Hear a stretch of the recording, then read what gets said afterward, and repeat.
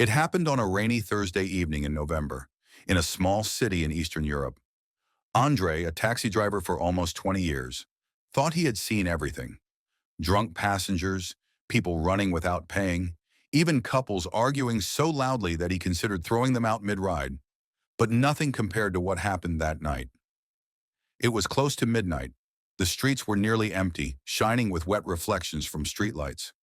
Andre was about to finish his shift when his radio crackled.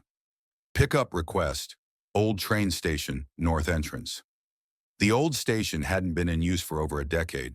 Trains still passed, but no one boarded there anymore. It was abandoned. Boarded windows, graffiti, weeds pushing through the cracked pavement. Still, a fare was a fare.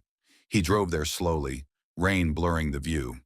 As he pulled up, he saw her, a woman in her late 20s wearing a pale coat and holding a small leather suitcase. She didn't have an umbrella, but somehow her hair and clothes weren't wet. She opened the back door, slid in, and gave him an address on the other side of the city, near the river. Her voice was soft, almost melodic.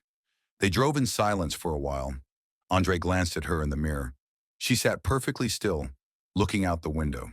No phone, no fidgeting, just staring at the rain. When they passed a brightly lit intersection, he noticed something strange. Her reflection wasn't in the glass. He told himself it was the angle, the glare. As they crossed the bridge over the river, she finally spoke.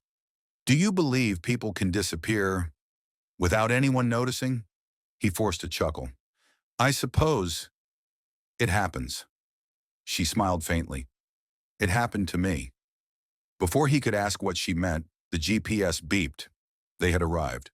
The building looked like an old boarding house, dark except for one flickering light upstairs. She handed him a few bills, old currency, no longer in circulation, and stepped out without a sound. He watched her walk to the door, suitcase in hand. She didn't knock. The door opened on its own. She stepped inside. Andre blinked, and she was gone. The doorway led only to darkness.